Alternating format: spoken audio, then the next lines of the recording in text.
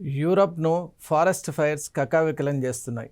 ఇంటర్నేషనల్గా మనం ఈ న్యూస్ విన్నప్పటి నుంచి కూడా అనేక దీనికి సంబంధించినటువంటి అంశాలపై కూడా అధ్యయనం చేయటం జరిగింది. ముఖ్యంగా మనం చూస్తే సౌత్ వెస్ట్ ఫ్రాన్స్, అలాగే సెంట్రల్ స్పెయిన్ చాలా బాధిత ఏరియాస్గా మనం ఐడెంటిఫై చేసాం. అలాగే మనం చూసినట్టయితే even UK has not been left out అని తెలుస్తోంది. అంటే యూరోప్లో ఈ విధంగా సంభవించడానికి కారణాలు ఏంటి, అలాగే ఇప్పుడు ఉన్నటువంటి కార్చిచ్చుకు అక్కడ ఉన్నటువంటి హీట్ వేవ్స్ కూడా తోడ్పాటు కావటం వల్ల ఇది ఆగకుండా ఉండటం, అలాగే ఎన్ని రకాల ప్రయత్నాలు చేసినా కూడా దీన్ని కంటైన్ చేయలేకపోవడం, మరి దీని యొక్క ఈ దుష్ప్రభావం అనేటువంటిది ఎటువంటి కాన్సిక్వెన్సెస్ని మనకు చూపిస్తోంది. అలాగే ఈ సందర్భంలో ఇటువంటి కార్చిచ్చు రావటం అంటే మోస్ట్లీ మనం స్పెయిన్లో కనుక చూసినట్టయితే this is the largest ever అని కూడా చెప్తున్నారు.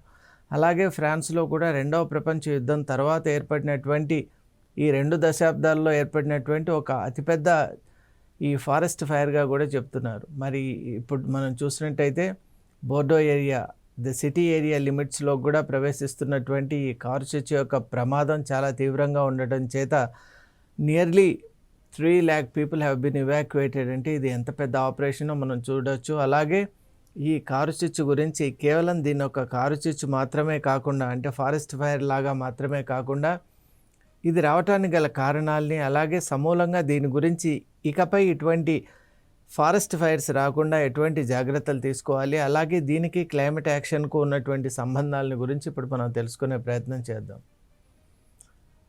సౌత్ వెస్ట్ ఫ్రాన్స్ ముఖ్యంగా చాలా ఎఫెక్ట్ అయిన ఏరియాగా ఇప్పుడు మనం చూస్తున్నాం. మన విజువల్స్ కూడా 4 sides విజువల్స్ చాలా ఆ పిక్టోరియల్గా ఆ సిచ్యువేషన్ డెపిక్ట్ చేస్తున్నాయి. అంటే the intensity is very very serious.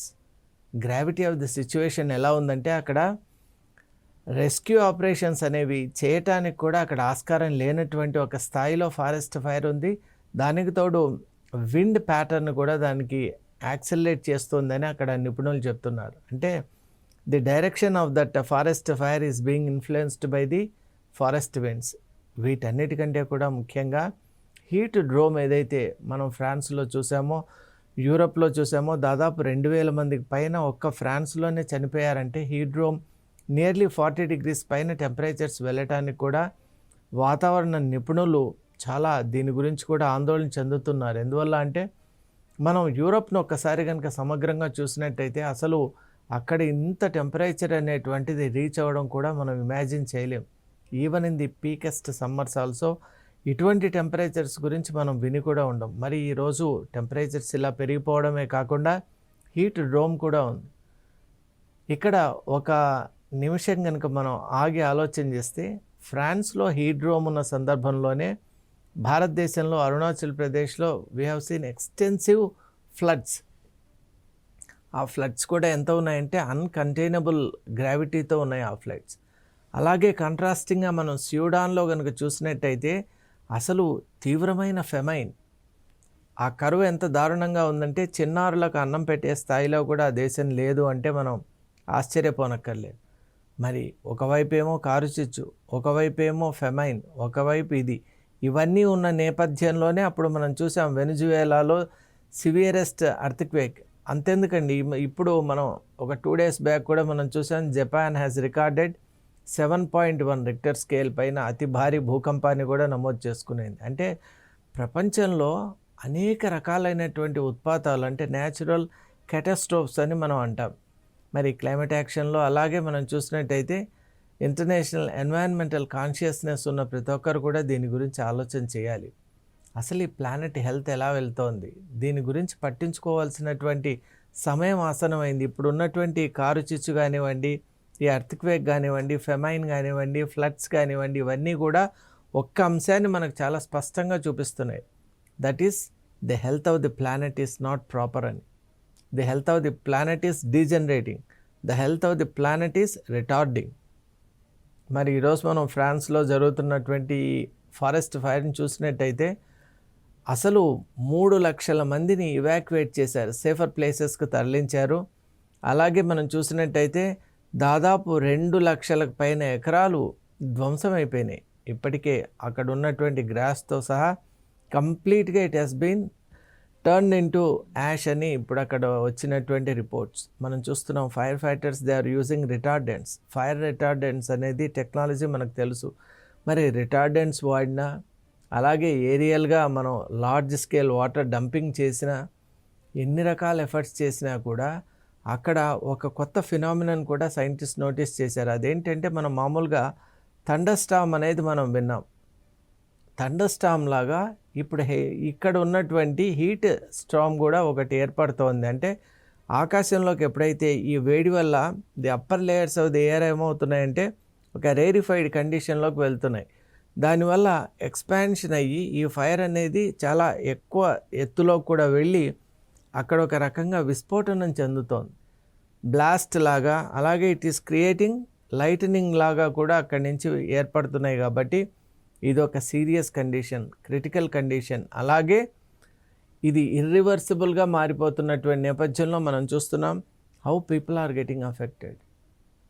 మరి ఈ సందర్భంగా మనం ఇంకొక అంశాన్ని కూడా మాట్లాడుకోవాలండి. అదేంటి అంటే జనావాసాల్లో ఏర్పడినటువంటి నష్టాన్ని గురించి మనం మాట్లాడుతున్నాం. ఇప్పుడు 3 లక్షల మంది దాకా తరలించారని మనం చూస్తున్నాం. వాళ్ళకి ఏర్పాట్లు చూసుకోవాలి, అలాగే ఆస్తి నష్టం, అలాగే అక్కడ ఉన్నటువంటి వైనాడ్స్ అంతా కూడా ధ్వంసమైపోయాయి, అలాగే అక్కడ ఉన్నటువంటి అగ్రికల్చరల్ ల్యాండ్స్ అన్నీ కూడా స్పాయిల్ అయిపోయినాయి. మరి ఇవే కాకుండా ఇంటెన్స్ ఈ హీట్ వల్ల ఏర్పడుతున్నటువంటి మరొక నష్టం ఏంటంటే స్మోక్. మీరు అక్కడ చూడండి విజువల్స్లో, సరౌండింగ్ దాదాపు చాలా కిలోమీటర్స్ వరకు దట్టమైనటువంటి ఒక ఫాగ్ అండ్ స్మోక్ లాగా ఒక ఎంటిటీ ఏర్పడడం వల్ల అక్కడ ఉన్నటువంటి ఇది ఫాజిల్ ఫ్యూయల్.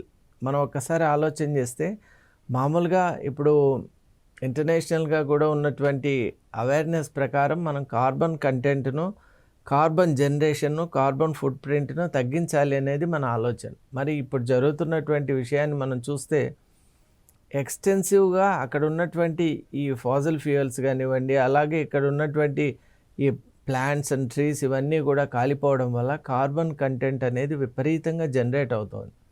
మరి దీనివల్ల అక్కడ ఉన్నటువంటి చుట్టుపక్కల ఉన్న వాళ్ళకి రెస్పిరేటరీ ప్రాబ్లమ్స్ కానివ్వండి, అలాగే even they don't have safer air to inhale అంటే మనం ఆశ్చర్యపోనక్కర్లేదు. అందువల్ల ఇప్పుడు ప్రపంచంలో ఫ్రాన్స్లో ఏర్పడినటువంటి సంక్షోభం చాలా తీవ్రంగా ఉంది. ఇంకొకటి మనం ఆలోచన చేయాలి, అక్కడ ఉన్నటువంటి హీట్ వల్ల అసలు ఫైర్ ఫైటింగ్ పర్సనలే అక్కడికి దగ్గరికి వెళ్ళి రెస్క్యూ ఆపరేషన్స్ చేపట్టలేకపోతున్నారంటే ఆ ప్రాంతాలు ఎంతగా ధ్వంసం అయిపోయాయి. దీనివల్ల ఏమవుతుంది, రేపొద్దున టాప్ సాయిల్ అంతా కూడా ఒక రకంగా అక్కడ నరిష్మెంట్ను కోల్పోయి ఇక ఎటువంటి అగ్రికల్చరల్ యాక్టివిటీ కూడా పనికి రాకుండా అయిపోతుంది. అంటే లాంగ్ టర్మ్ కాన్సిక్వెన్సెస్ ఇవన్నీ మాట్లాడుకుంటున్నాం. మరి వీటన్నిటితో పాటు ఈ మధ్య మన అందరి దృష్టికి వచ్చిన మరొక సంచలనాత్మక అంశం ఏంటి అంటే మనం ఇంతవరకు కూడా హ్యూమన్ బీయింగ్స్ గురించి మాట్లాడుతున్నాం, కానీ దీంట్లో అఫెక్టెడ్ పార్టీస్ ఇంకొకరు ఉన్నారు. అవేంటి అంటే వైల్డ్ లైఫ్కి సంబంధించినటువంటి అక్కడ ఈ ఫారెస్ట్లో నివసిస్తున్నటువంటి ఆ జంతుజాలు. మరి చాలా రకాలైనటువంటి జంతువులు కూడా ఫారెస్ట్లో ఉన్నటువంటి ఆ కండిషన్స్ని తట్టుకోలేక జనావాసాల వైపు అవి పరిగెత్తి రావటం కూడా ఇమేజెస్ మనకు దగ్గర ఉన్నాయి.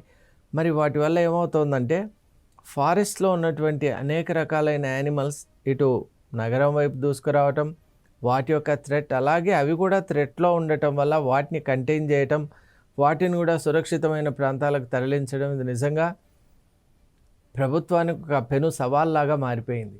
మనం ఏదో ఫైర్ యాక్సిడెంట్ అని లేదా ఫారెస్ట్ ఫైర్ అంటే ఎక్కడో ఫారెస్ట్లో ఫైర్ అవుతున్నది కాబట్టి మనకేంటి దానివల్ల ప్రమాదం అని అనుకోవచ్చు. ఎందువల్ల అంటే మోస్ట్లీ మన ఏరియాస్లో ఇంత దారుణంగా ఉండదు. అక్కడ విండ్ ప్యాటర్న్, అలాగే ఇప్పుడున్నటువంటి హీట్ డ్రోమ్ వల్ల ఇంటెన్స్, అక్కడ ఆ ఇంటెన్సిటీ చూస్తే మనం ఆశ్చర్యపోతాం.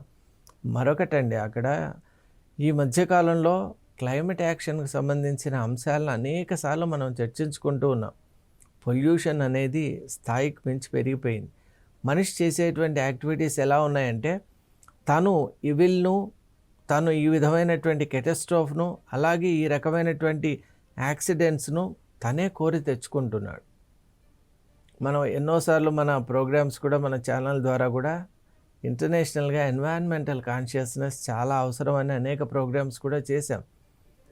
అది ఒక్కసారి కనుక ఫాలో అప్ లేకుండా దాన్ని పట్టించుకోకుండా ఉంటే జరిగే విపత్తులే ఈరోజు మనం చూస్తున్నటువంటి వైల్డ్ ఫైర్స్. హ్యూమన్ బీయింగ్స్, అలాగే యానిమల్స్, అలాగే flora, fauna and everything is getting destroyed.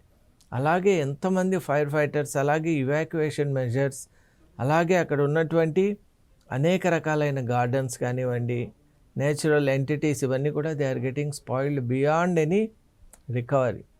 మరి ఇంత పెద్ద విపత్తు కారణం ఏంటి అని ఒక్కసారి మనం ఆలోచన చేస్తే ఖచ్చితంగా ఇది మానవ తప్పిదమే. మనిషి తన హద్దులు మీరి ప్రవర్తిస్తున్నాడు. దానివల్లే ఈరోజు ఇటువంటి సంక్షోభాన్ని కోరి తెచ్చుకుంటూ ఉన్నాడు. మరి దీనికి మనం చేపట్టవలసినటువంటి కార్యక్రమాలు ఏంటి అంటే, ఫస్ట్ అండ్ ఫార్మోస్ట్ మనం ఎప్పుడు కూడా గ్రీన్ కవర్పై దాడి చేయటం అనేటువంటిది చాలా తప్పు. ఇప్పుడు హ్యూమన్ ఈ యాక్టివిటీ ఎలా అయిపోయిందంటే డీప్ డ్రిల్లింగ్ కానివ్వండి, అలాగే ఎక్సెసివ్ అంటే అఫారెస్టేషన్కు బదులు డిఫారెస్టేషన్ చేయటం, గ్రీన్ కవర్ని తగ్గించుకోవటం, అలాగే సొఫిస్టికేటెడ్ విల్లాస్ కన్స్ట్రక్ట్ చేసుకోవటం. ఇప్పుడు మనం చూసాం దాదాపు వేల కొద్ది విల్లాస్ కూడా అక్కడ మొత్తం ధ్వంసమైపోయినాయి. అంటే మీరు ప్రకృతి నియమాన్ని అతిక్రమించి ఎప్పుడైతే మనిషి తన యొక్క కంఫర్ట్ కోసం, తన యొక్క అంటే రిక్రియేషన్ కోసం, ఎంటర్టైన్మెంట్ కోసం ఇటువంటి యాక్టివిటీస్ చేపడతాడో ఖచ్చితంగా nature will indicate to us. ఆ ఇండికేషన్సే ఈ ఫారెస్ట్ ఫైర్స్ కానీ, ఫెమైన్స్ కానీ, ఫ్లడ్స్ కానీ, ఎర్త్క్వేక్స్ కానీ. ఇప్పటికైనా మనం అందరూ మేల్కోవాలి. ఖచ్చితంగా ఈ ఫారెస్ట్ ఫైర్ మనకు ఒక మెసేజ్ ఇస్తోంది. అదేంటి అంటే, ఈ ప్లానెట్ గురించి సరి అయినటువంటి అవగాహన లేకుండా ఈ ప్లానెట్లో ఉన్నవాళ్ళు కనుక ఉన్నట్టయితే ఖచ్చితంగా మనకు ఉన్నటువంటి ఈ ప్లానెట్లో రావాల్సినటువంటి నేచురల్ రిసోర్సెస్పై కంట్రోల్ మనం కోల్పోవటమే కాకుండా భావితరాలకు కూడా పెను నష్టాన్ని, అలాగే కష్టాన్ని మనం అందించబోతున్నాం అనేటువంటి విషయాన్ని కూడా ఎవరు మర్చిపోరాదు. We have a right and responsibility to transfer ఒక అబ్సల్యూట్, ఒక అద్భుతమైనటువంటి ఒక ప్రపంచాన్ని, ప్లానెట్ను భావితరాలకు అందించవలసినటువంటి ఒక రెస్పాన్సిబిలిటీ మనందరిపైన ఉందండి. ఇది కేవలం కొన్ని కంట్రీస్ పైన లేదా ఇంటర్నేషనల్ కన్వెన్షన్స్. ఇప్పుడు మనం చూస్తున్నాం ప్రతి సంవత్సరం కాప్ కాన్ఫరెన్సెస్ జరుగుతున్నాయి. అంటే కాన్ఫరెన్స్ ఆఫ్ పార్టీస్ అని. పార్టీస్ అంటే యునైటెడ్ నేషన్స్లో ఉన్నటువంటి మెంబర్స్. దాదాపు 200 కంట్రీస్ ఇంక్లూడింగ్ భారత్ కూడా వెళ్తున్నాయి. నిర్ణయాత్మకమైనటువంటి అనేక అంశాల గురించి అక్కడ మాట్లాడుతున్నారు. ప్రోగ్రెస్ జరుగుతోంది. కానీ మనం ఇండస్ట్రియల్ ఏజ్ కంటే 1.5 డిగ్రీస్ కంటే టెంపరేచర్ పైకి పోకుండా చూసుకోవాలి, క్యాప్ చేయాలి అన్నటువంటి విషయాన్ని మనం మర్చిపోయాం. ఎక్సెసివ్ రిఫ్రిజిరెంట్స్ వాడటం, కూలెంట్స్ వాడటం, అలాగే మనం చూస్తున్నాం మన కల్చర్ ఎలా అయిపోయిందంటే విపరీతంగా అంటే ఆర్టిఫిషియాలిటీ వైపు మనం ఎక్కువ మొగ్గు చూపుతున్నాం. దీనివల్ల ఈరోజు మనిషి చేసిన తప్పిదం వల్ల నేచర్లో ఉన్నటువంటి మిగతా ప్రాణులన్నీ కూడా ఇబ్బందికి గురవుతున్నాయి. అందువల్ల ఇప్పటికైనా కూడా మనిషి సరి అయినటువంటి ఒక సంస్కరణతో బయటికి రావాలి. ఇలాంటి ప్రమాదాలు ఇక ముందు రాకుండా ఉండాలి అంటే మనం అందరూ కూడా ఎన్వైరన్మెంటలీ వయబుల్, సస్టైనబుల్, అలాగే ఎన్వైరన్మెంటల్ అలైన్మెంట్ ఉన్నటువంటి యాక్టివిటీస్ చేపట్టాలి. గ్రీన్ కవర్ పెంచుకోవాలి. అలాగే మనం క్లైమేట్ యాక్షన్లో మనం చూసాం గ్లోబల్ వార్మింగ్ కూడా అవుతోంది. దానికి కారణం కార్బన్ కంటెంట్ అని రిపీటెడ్గా చెప్తున్నాం. అలాగే మనం చేసేటువంటి ఈ పొల్యూషన్, అలాగే మనం తెచ్చేటువంటి యాక్టివిటీస్ వల్ల సర్ఫేస్ లేయర్స్ ఆఫ్ ది ఎర్తే కాకుండా ఈవెన్ అట్మాస్ఫియరిక్ లేయర్స్ కూడా స్పాయిల్ అవుతున్నాయి. ఐనోస్పియర్, ఎగ్జోస్పియర్, అలాగే థర్మోస్పియర్, స్ట్రాటోస్పియర్, ఇవన్నీ కూడా అఫెక్ట్ అవుతున్నాయి. ఓజోన్ లేయర్ కూడా దెబ్బతింటోంది అని రిపీటెడ్గా చెప్తున్నటువంటి నేపథ్యంలో మనం ఎమిషన్స్పై దృష్టి పెట్టాలి. క్లీన్ అండ్ గ్రీన్ ఎనర్జీస్ వైపు మనం అందరూ కూడా అడుగు ముందుకు వేయాలి. సేఫ్ టెక్నాలజీస్ను వాడాలి. అలాగే మనం అందరూ కూడా ఫాజిల్ ఫ్యూయల్ నుంచి బయటికి రావాలి. అలాగే మనం అందరూ కూడా చేపట్టేటువంటి యాక్టివిటీస్ ఎలా ఉండాలి అంటే ఇప్పుడు గ్రీన్ హౌస్ ఎమిషన్స్ ఏవైతే ఉంటాయో వాటిని కంటైన్ చేయటం వల్ల గ్లోబల్ వార్మింగ్ను ముందు మనం తగ్గించుకోవాలి. ఇప్పుడు ఈ హీడ్రోమ్ దేనివల్ల వచ్చింది అనుకుంటున్నారు? క్లైమేటిక్ ప్యాటర్న్స్, మన entire oceans they are getting spoiled. Carbon సింక్గా ఉన్నటువంటి ఓషన్ కూడా ఎంతవరకు అది తట్టుకోగలదండి? మనకి ఇప్పటికే కూడా తన శక్తిని మించి ఓషన్స్ అవి వర్క్ చేయటం వల్లే ఈరోజు మనం కార్బన్ కంటెంట్ అవి తీసుకోవడం వల్ల మనం ఆక్సిజన్తో ఈ ప్లానెట్పై ఉండగలుగుతున్నాం. మరి if the ocean also fails to take any carbon content further, అప్పుడు మన విధానం ఎలా ఉంటుంది, అసలు మన మనుగడ ఎలా ఉంటుందో ఒక్కసారి ఆలోచన చేయాలి. కాబట్టి అన్ని దేశాల్లో ఉన్నటువంటి ప్రతి ఒక్కరు కూడా ఇది కేవలం కొన్ని దేశాల్లో ఏర్పడింది కదా అని మనం విస్మరించరాదు. ఇప్పుడు ఫ్రాన్స్లో అది ఫారెస్ట్ ఫైర్ రూపంలో వచ్చింది, ఇండియాలో ఫ్లడ్స్ రూపంలో వచ్చింది, స్వీడన్లో ఫెమైన్ రూపంలో వచ్చింది, వెనిజువేలా అలాగే జపాన్ ఇటువంటి దేశాల్లో ఎర్త్క్వేక్ రూపంలో వచ్చింది. రూపం ఏదైనా సరే అక్కడ జరిగేటువంటి మెసేజ్, అక్కడ ఇచ్చేటువంటి అలారం మాత్రం ఒకటే. మనిషి తన యాక్టివిటీస్ను రిస్ట్రైన్ చేయకుండా ఉంటే, కంట్రోల్ చేయకుండా ఉంటే, రీఫైన్ చేయకుండా ఉంటే ప్రమాదాలు ముందు కాచుకొని ఉన్నాయని చెప్తోంది. కాబట్టి let us respect the nature, let us be in alignment with the rules of the nature, and let us gift a wonderful planet to the future generations. Thank you.